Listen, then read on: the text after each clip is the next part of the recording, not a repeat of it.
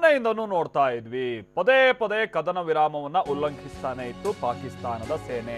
ಅಪ್ರಚೋದಿತವಾದಂತಹ ಗುಂಡಿನ ದಾಳಿಯನ್ನ ನಡೆಸೋದು, ಗಡಿ ಭಾಗದಲ್ಲಿ ನೆಲೆಸಿರುವಂತಹ ಸಾರ್ವಜನಿಕರ ಮೇಲೆ ಗುಂಡಿನ ದಾಳಿ ನಡೆಸೋದು ನೋಡಿ ನೋಡಿ ಬೇಸತ್ತಂತಹ ಭಾರತೀಯ ಸೇನೆ ಕೊನೆಗೆ ತಕ್ಕ ಪ್ರತ್ಯುತ್ತರವನ್ನ ಕೊಟ್ಟಿದೆ. ಪರಿಣಾಮ ಪಾಕಿಸ್ತಾನದ 10 ಮಂದಿ ಯೋಧರನ್ನ ನಮ್ಮ ಸೇನೆ ಹತ್ಯೆಗೈದಿದೆ ಅನ್ನೋದು ಗೊತ್ತಾಗ್ತಾ ಇದೆ. ಜಮ್ಮು ಕಾಶ್ಮೀರ ಗಡಿಯಲ್ಲಿ ಭಾರತೀಯ ಯೋಧರು ಪ್ರತಿದಾಳಿ ನಡೆಸಿರುವಂತಹ ಸಂದರ್ಭದಲ್ಲಿ ಪಾಕಿಸ್ತಾನದ ಸುಮಾರು 10 ಸೈನಿಕರು ಮೊಟಾಶ್ ಆಗಿದ್ದಾರೆ. ರಾವಲ್ಕೋಟ್ನ ರಾಕ್ ಚಿಕರಿ ಸೆಕ್ಟರ್ನಲ್ಲಿ ಈ ರೀತಿಯಾದಂತಹ ಒಂದು ಫೈರಿಂಗ್ ನಡೆದಿದೆ. ನಾಗರಿಕರನ್ನ ಗುರಿಯಾಗಿಸಿಕೊಂಡು ಪಾಕ್ ಸೇನೆ ದಾಳಿ ನಡೆಸ್ತಾ ಇತ್ತು. ಈ ಸಂದರ್ಭದಲ್ಲಿ ಭಾರತೀಯ ಸೇನೆ ಹೀಗೆ ಪ್ರತಿ ಹೋರಾಟವನ್ನ ನಡೆಸಿದೆ ಅಥವಾ ಪ್ರತಿ ದಾಳಿಯನ್ನ ನಡೆಸಿದೆ.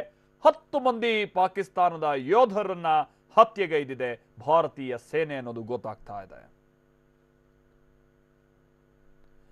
ಇದು ಮತ್ತೆ ಮುಂದಿನ ಹಂತದಲ್ಲಿ ಒಂದಷ್ಟು ಆರೋಪ ಪ್ರತ್ಯಾರೋಪಗಳಿಗೂ ಕೂಡ ಕಾರಣ ಆಗುತ್ತೆ. ಸಹಜವಾಗಿ ಪಾಕಿಸ್ತಾನ ಈ ವಿಚಾರವನ್ನ ಬಹಳ ಗಂಭೀರವಾಗಿ ಪರಿಗಣಿಸಿ ಇದನ್ನ ವಿಶ್ವಮಟ್ಟದಲ್ಲಿ ದೊಡ್ಡ ವಿಚಾರವನ್ನಾಗಿ ಪ್ರಸ್ತಾಪ ಮಾಡೋದಕ್ಕೂ ಕೂಡ ಪ್ರಯತ್ನ ಪಡಬಹುದು. ಆದರೆ ಪಾಕಿಸ್ತಾನದ ಕುತಂತ್ರ ಬುದ್ಧಿ ಈಗ ಆಲ್ರೆಡಿ ಬೆತ್ತಲಾಗಿದೆ.